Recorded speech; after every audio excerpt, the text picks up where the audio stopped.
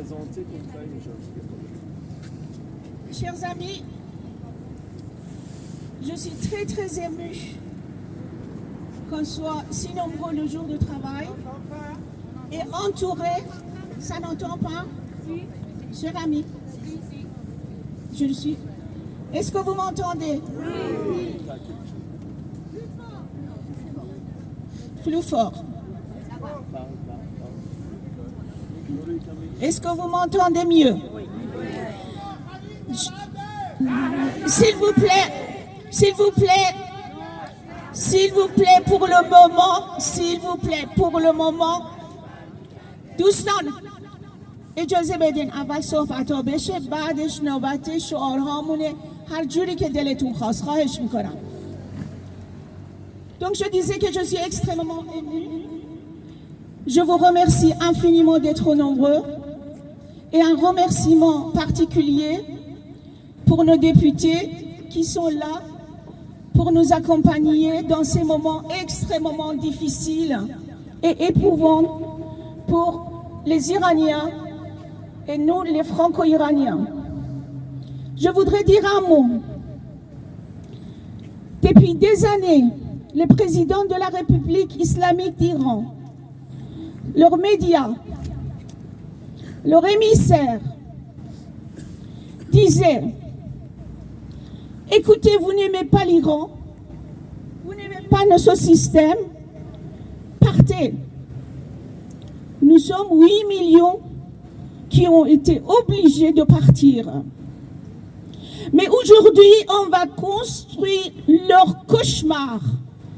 Parce qu'on est là pour apporter des éclairages sur tous ces crimes qu'ils ont faits et qui sont en train de se faire.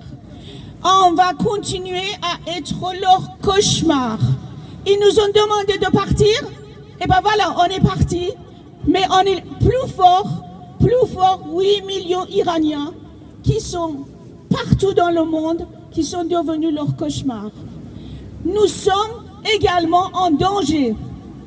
Nous sommes en danger parce qu'on apporte la parole des Iraniens qu'ils veulent une vie normale, qu'ils veulent la démocratie et surtout la laïcité. Donc le combat des Iraniens, c'est le combat de l'humanité. C'est pour ça que je ne comprends pas. Je ne comprends pas pourquoi ce silence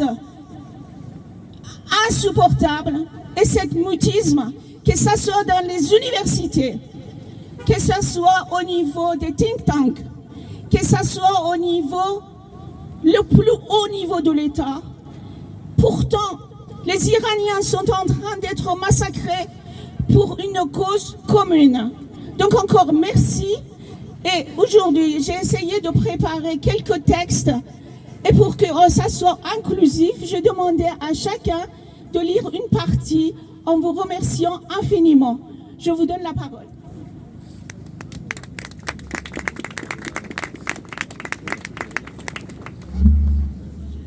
Bonjour à chacun et chacune. Je voulais tout d'abord vous dire quelle était mon émotion à être à nouveau à vos côtés aujourd'hui en ce mercredi 28 janvier, comme je l'ai été à d'autres occasions depuis le 28 décembre, bien sûr. Comme beaucoup d'entre vous, j'ai du mal à garder le sommeil et à voilà, faire comme si la vie devait s'écouler. Et c'est depuis des mois et des mois que nous savons qu'au péril de leur vie, de jeunes Iraniennes, de jeunes Iraniens, progressivement rejoints bien sûr par toutes les générations, descendent dans la rue, affrontent la mort, affrontent la torture, affrontent la détention, et crient haut et fort leur rejet de la théocratie islamiste des mollahs, leur rejet de ce système de terreur et d'oppression dont le corps des gardiens de la révolution islamique est le bras armé et l'instrument le plus zélé et le plus terrifiant. Alors, à l'Assemblée nationale, comme ailleurs, au Parlement européen, au Sénat, nous avons été nombreux à nous mobiliser je vous dirais en un mot peut-être ce qu'on tâche de faire, mais le sens de notre mobilisation, le sens de notre engagement, le sens de notre présence à tous les trois en ce moment même, et nous allons être rejoints par d'autres collègues tout à l'heure, je l'espère nombreux, c'est vous dire tout simplement, vous n'êtes pas seuls, vous n'êtes pas seuls, nous sommes nombreux, des dizaines, des centaines, des milliers en France, en Europe, ailleurs dans le monde, à prendre fait et cause pour votre lutte, à prendre fait et cause pour vos combats, à nous tenir résolument en amitié, en solidarité, avec beaucoup de respect et d'admiration à vos côtés, et à utiliser tous les moyens qui nous sont possibles ici, en France, en Europe, pour alerter, en permanence alerter, faire que jamais le silence ne tombe sur le combat des Iraniennes et des Iraniens. Nous savons le blackout généralisé, nous savons à quel point la stratégie du blackout, du silence, de l'étouffement est privilégiée par le régime des mollahs. Nous savons à quel point il peut y avoir des stratégies occidentales et européennes compliquées, complexes à décrypter, mais nous, députés de la nation française, élus de la République française, nous tenons à vous dire encore une fois que nous sommes résolument à vos côtés, que nous ne laisserons pas le silence s'installer et que toujours vous nous trouverez à vos côtés, avec comme premier combat que nous pouvons mener en ce moment et que nous menons en ce moment, croyez-moi, avec toute l'énergie dont nous sommes capables auprès de tous les interlocuteurs que nous pouvons rencontrer dans les hautes sphères de l'État comme ailleurs dans l'Union européenne, demander l'inscription du corps des gardiens de la révolution islamique sur la liste des organisations terroristes. Nous avons un rendez-vous politique et diplomatique. Cela fait trop longtemps que les choses, de ce point de vue-là, n'ont pas bougé, et c'est une première étape, bien sûr, une première étape, mais qui aurait des conséquences gigantesques en termes politiques, en termes diplomatiques, en termes financiers, en termes bancaires, en termes de restrictions, voire d'interdiction de mobilité absolument considérables. Et au-delà du régime actuel de l'embargo, du régime actuel des sanctions, certes réelles, ciblées, individualisées, qui s'en prennent à tel ou tel acteur de la répression, c'est l'ensemble d'un système qu'il nous faut maintenant considérer comme responsable de la terreur et de l'oppression et de ce massacre absolument inqualifiable, sanglant. C'est l'ensemble du corps des gardiens de la révolution islamique et toutes les tentacules de ce incroyable réseau, les Bassidji, les milices armées, la force Al-Quds, qu'il nous faut maintenant inscrire sur la liste européenne des organisations terroristes, et nous menons ce combat à travers les instruments qui sont à notre disposition, et nous nous adressons encore une fois solennellement avec vous et très fermement à nos autorités, aux autorités françaises, aux autorités européennes. Inscrivez le corps des gardiens de la révolution islamique sur la liste des organisations terroristes. C'est une première étape indispensable.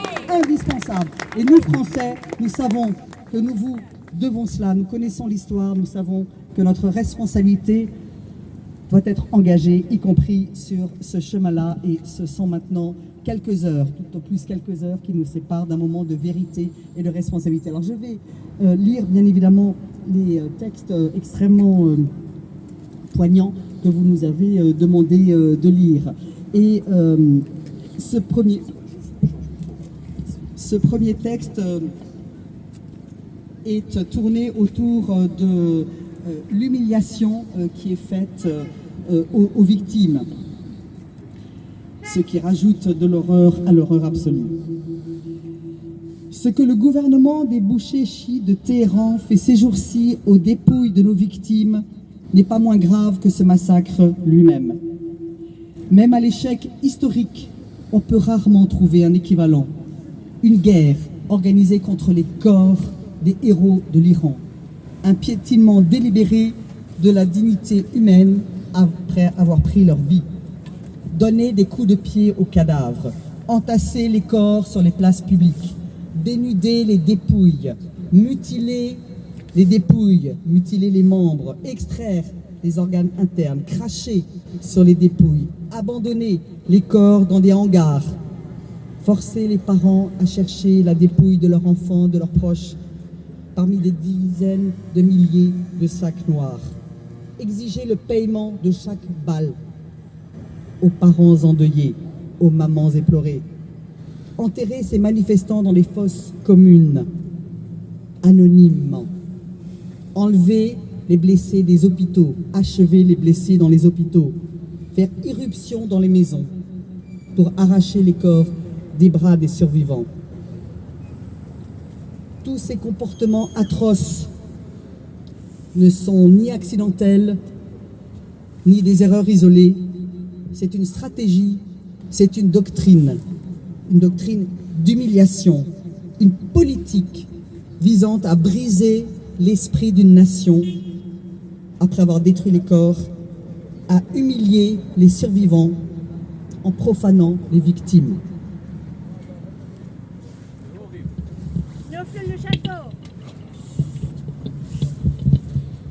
Selon tous les documents existants, l'Iran historique des Achéménides aux Sassanides ne s'est jamais abaissé à une telle ignominie dans ces milliers de guerres, petites et grandes. Ce qui stupéfait le monde aujourd'hui, sous le régime scythe des Mollahs, est un retour conscient et idéologique aux coutumes tribales pré-civilisationnelles. La jurisprudence chiite, politisée, considère le corps comme propriété du souverain et non sous le contrôle de son propriétaire, qu'il soit vivant ou mort. Dans un tel système, l'être humain n'est pas maître de son propre corps. Le corps est un instrument d'exercice du pouvoir et le cadavre un objet de domination. Le message de la République islamique par cette profanation systémique des corps des victimes est que même la mort ne vous libère pas. Et c'est la continuation logique d'un appareil idéologique qui considère la vie sans valeur, la douleur comme sacrée et la mort comme un outil de domination. Le manque de respect envers les corps de nos victimes n'est pas une note en marge du crime horrifique de janvier, mais il est lui-même le crime. Et une nation qui a vu ces tragédies déchirantes contre ses enfants ne donnera jamais l'opportunité de vivre à un régime qui profane même la mort.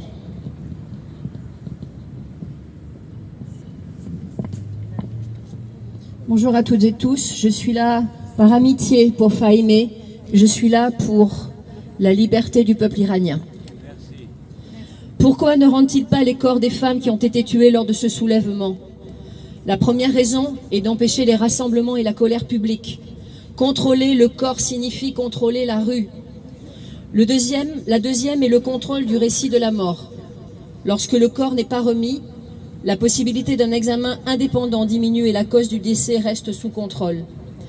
Comme le suicide, la chute d'une hauteur, les disputes d'honneur, dans les cas de Macha, Nika et beaucoup d'autres. La troisième est la pression et la punition des familles. Garder le corps est un instrument de pression.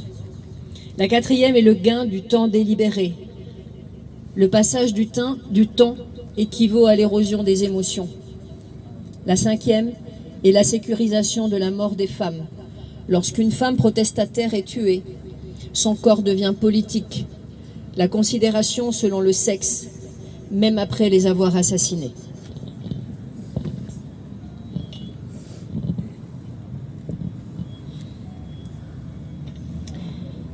Il est des pays où la nuit ne tombe pas, elle s'abat. En Iran, la nuit est devenue une méthode de gouvernement, une technique de disparition, une arme politique face aux Iraniens qui affrontent la mort pour gagner leur liberté. Depuis le soulèvement en cours, le régime des Mollahs applique son logiciel, arrestation massive, exécution expéditive à coups de mitraillettes dans la tête. Corps qui disparaissent, Internet coupé, procès fantôme. Ce n'est ni une dérive, ni une perte de contrôle, c'est une stratégie. Une barbarie assumée et des dizaines de milliers de morts. Quand la société se soulève, le pouvoir écrase. Quand la jeunesse parle, il étouffe. Quand les femmes se lèvent, il tire. La République islamique ne cherche même plus à dissimuler. Elle tue à visage découvert, puis efface les traces.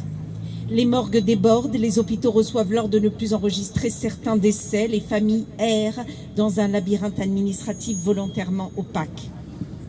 Et quand les images deviennent trop nombreuses, quand les témoignages risquent de franchir les frontières, le régime coupe Internet. Et le silence international devant tout cela est assourdissant. À l'ONU, rien. Des experts des droits de l'homme muets. Aucune session spéciale du Conseil des droits de l'homme n'a lieu. Des communiqués des Nations Unies qui s'inquiètent non pas des morts, mais devinez quoi? Des conséquences diplomatiques d'une éventuelle réaction américaine. En Europe, beaucoup de condamnations, mais très peu d'actes. Des tweets, des convocations d'ambassadeurs, des communiqués calibrés, et puis rien. Pire encore, l'hésitation persistante à inscrire les gardiens de la révolution islamique sur la liste des organisations terroristes et l'opposition à la France, de la France, de l'Espagne aujourd'hui encore, à cette inscription. Comme si le bras armé de cette répression n'était pas précisément ce qu'il est, une organisation idéologique, militaire et criminelle au cœur du système de terreur iranien. Parce que les gardiens de la révolution ne sont pas une armée classique, ils ne défendent pas un territoire, ils défendent un régime et terrorisent la population. Ils sont responsables des exécutions, de la répression intérieure, des réseaux miliciens régionaux, de l'exportation de la violence. Les maintenir hors de la liste terroriste, c'est entretenir une fiction diplomatique, c'est refuser de nommer la réalité et faire de l'inaction une excuse permanente.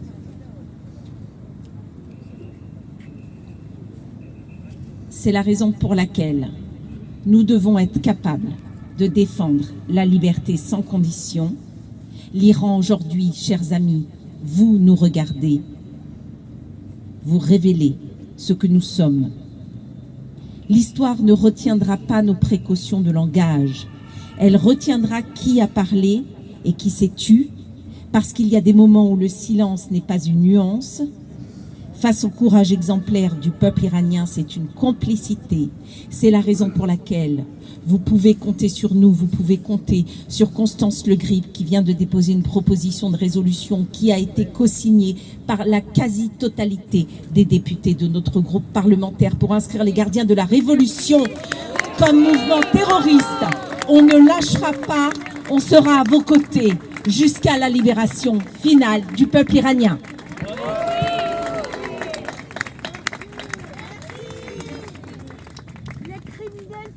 Le silence tue encore plus. Merci beaucoup, vraiment, pour votre soutien. Ça compte beaucoup pour nous. Alors, j'ai l'honneur de partager avec vous l'appel d'un médecin iranien qui a souhaité que l'on puisse vous transmettre son message important. Et je vais le lire donc à son nom. Je suis un médecin iranien et ceci est un appel d'urgence direct à la direction de l'Organisation mondiale de la santé et au Comité international de la Croix-Rouge. Où êtes-vous? Derrière le blackout numérique en Iran, une catastrophe médicale est en train de se dérouler. Je ne parle pas seulement des milliers de personnes assassinées ou des dizaines de milliers d'arrestations. Je parle des personnes qui sont en train de mourir dans l'ombre et le silence. Mes collègues et moi recevons des messages désespérés de l'intérieur de l'Iran, de personnes dont le corps est criblé de balles et rongé par l'infection.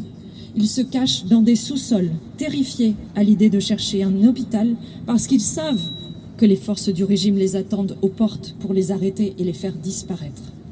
En Iran, aujourd'hui, chercher des soins médicaux est devenu une condamnation à mort.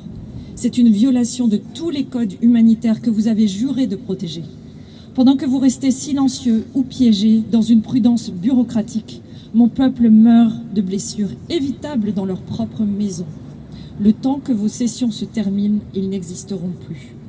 Et je vais laisser la suite pour vous. Merci.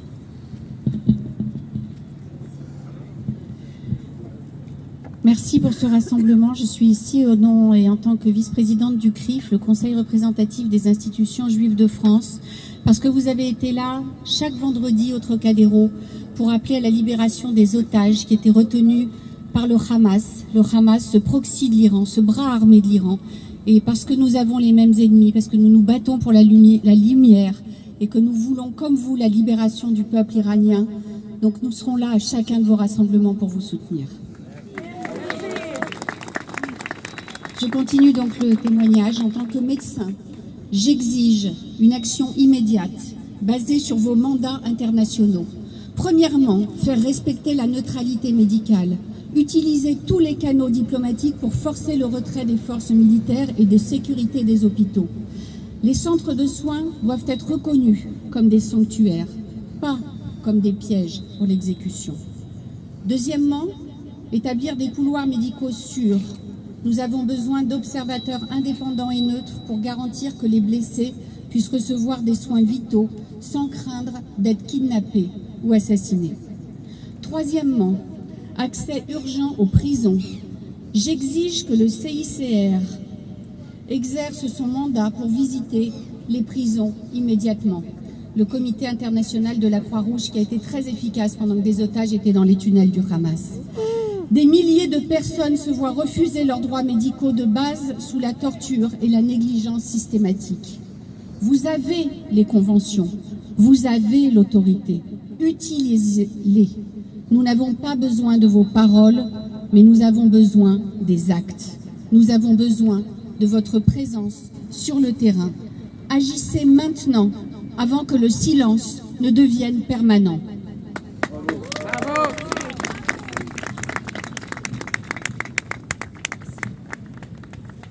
Bonjour à toutes et à tous. Ce qui s'est passé en Iran est au-delà d'un drame humain. C'est l'anéantissement de tous les codes que les différentes instances internationales ont créés pour protéger les citoyens où qu'ils résident. Selon le Centre international pour les droits humains, 43 000 personnes ont été tuées par les forces du régime iranien lors de ces manifestations non armées. 100 000 est le chiffre donné par une personne de l'État qui n'a pas souhaité que son nom soit dévoilé. Il s'agissait d'une répression organisée, préméditée et à plusieurs niveaux. Les forces de sécurité ont ouvert le feu à balles réelles, avec des tirs automatiques et des armes militaires, des tirs à bout portant ou depuis des unités motorisées pick-up. L'utilisation de tireurs d'élite positionnés sur les toits et les passerelles, l'emplacement et la nature des blessures par balle, souvent à la tête, et d'autres organes vitaux. L'utilisation de fusils à pompe, de gaz lacrymogène dans les espaces confinés comme bazar de Rachd et de dispositifs d'électrochoc. Ils ont poursuivi les manifestants dans les quartiers résidentiels et les domiciles privés, dans leur propre maison et celle d'autrui. Les forces de sécurité ont continué à les poursuivre et à leur tirer dessus, alors qu'ils étaient dans un état critique et hospitalisés. Ils ont tué, enlevé et par les forces de sécurité dans les hôpitaux, puis transférés vers les lieux inconnus ou abandonnés. Ils sont finalement décédés ou ont été jetés dans des fosses communes. L'État est en train d'exécuter les survivants et empêche de soigner les blessés. Il s'agit d'un schéma opérationnel indiquant une décision délibérée qui démontre que l'objectif n'était pas la dispersion de la foule, mais plutôt l'exécution massive des manifestants. Plus de 95% des victimes ont été tuées au cours du jeudi et du vendredi de 8 et 9 janvier, coïncidant avec une coupure d'Internet. Le nombre réel de personnes tuées pourrait être supérieur à celui rapporté, et les enquêtes se poursuivent. Sur la base des vérifications de même entité, environ 350 000 personnes ont été blessées et plusieurs milliers ont été arrêtés. Le régime iranien tente de justifier le meurtre de manifestants en attribuant les manifestations à Israël et aux États-Unis.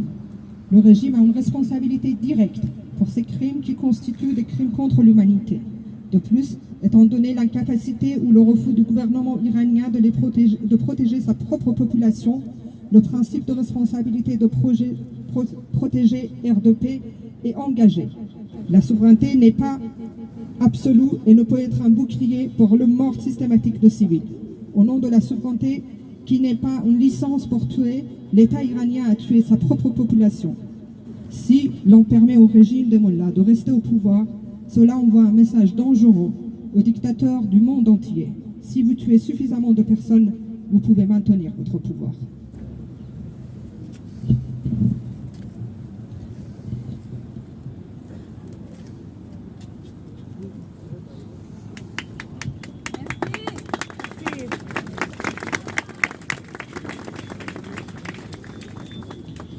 sont nos demandes? J'aurais bien aimé que quelqu'un de la fenêtre en face, le ministère de l'Europe et des Affaires étrangères, que j'ai sollicité depuis des mois d'être présent. Mais ils étaient tous très occupés. Nous demandons solennellement, au nom du peuple iranien, qui de tous les âges, de toutes catégories sociales, dans les rues de plusieurs dizaines de villes, petites ou grandes, a confirmé sa volonté en répondant massivement à l'appel du prince Reza Pahlavi les 8 et le 9 janvier 2026 et qui massivement ont perdu la vue alors que leur voix est délibérément, notamment dans les médias ici, est complètement absente, que les contacts officiels soient établis avec le prince Reza Pahlavi, la seule alternative en lien étroit avec l'intérieur de l'Iran, y compris avec le corps de l'armée, qui a constamment déclaré que sa feuille de route et son programme sont basés sur 3 points indivisibles et non négociables. Un Iran démocratique et séculaire, avec l'intégrité territoriale, pour mener, avec un gouvernement provisoire, les Iraniens vers les urnes, afin qu'ils décident de leur mode de gouvernance.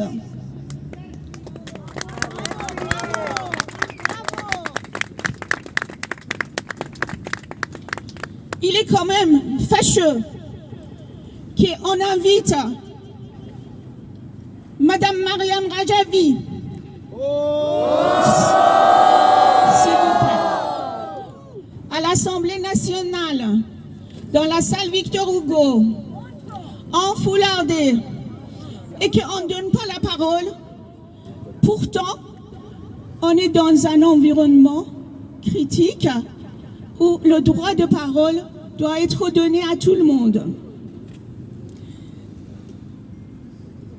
Que la France, avec ses partenaires européens, inscrive les gardiens de la révolution, bras armés, économiques, narcotrafiquants et répressifs, qui, non seulement en Iran, mais au niveau mondial, met en danger la sécurité et la stabilité, sur la liste des organisations terroristes. Ce même bras armé et ses affiliés, les Basiji, la force de Quds et ses mercenaires irakiens, afghans, etc., par leurs actes ont prouvé que l'objectif n'était pas dispersion de la foule, comme vient d'être dit, mais exécution en masse. Ceci démontre qu'il s'agit de crimes contre l'humanité qui sont toujours encourus. Un formidable réseau humain d'Iraniens à l'intérieur comme à l'extérieur du pays enquête, collecte des récits, témoignages, vidéos, photos. Sans attendre les délais de bureaucratie de nos institutions, il faut appuyer sur le témoignage. Les images enregistrées par les satellites doivent être analysées et un rapport doit être établi sur ce qui s'est passé. Pourquoi les corps des femmes sont absentes?